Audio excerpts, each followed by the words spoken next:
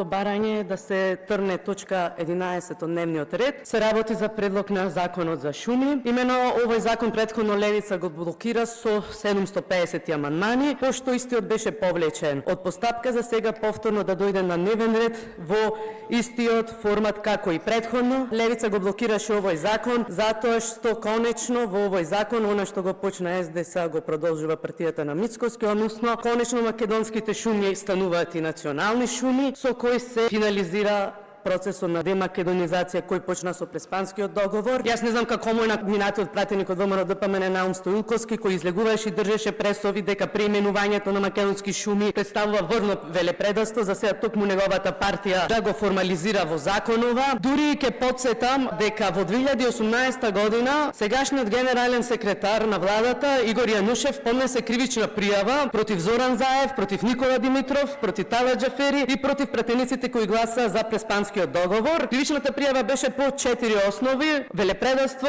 загрозување на независноста на државата, здружување заради непријателска дејност, како и злоупотреба на службената положба. Јас искрено очекував, а мислам и дека и народот очекуваше, наместо ВМРО ДПМН сега да ги преименува шумите од македонски во национални, да ја процесуира оваа кривична пријава и конечно Зоран Заев и Никола Димитров да одговараат за велепредавство. Но за жал, јас ќе искористам еден цитат на председателската Силјановска, гледаме како неправото сега и тоа како создава право, и токму ради тоа јас сметам дека за жал ние за никакво револуционерно ВМРО не можеме да говориме, кога неправдата од Преспански договор сега се цементира во преку 30 закони во само 6 месеци. Во цел мандат дури ни СДСМ не успеа да измене толку закони со Северна, така да за жал денешното ВМРО нема ништо останато револуционерно, толку е едно обичен пропагатор на статус квото. Ми благодарам.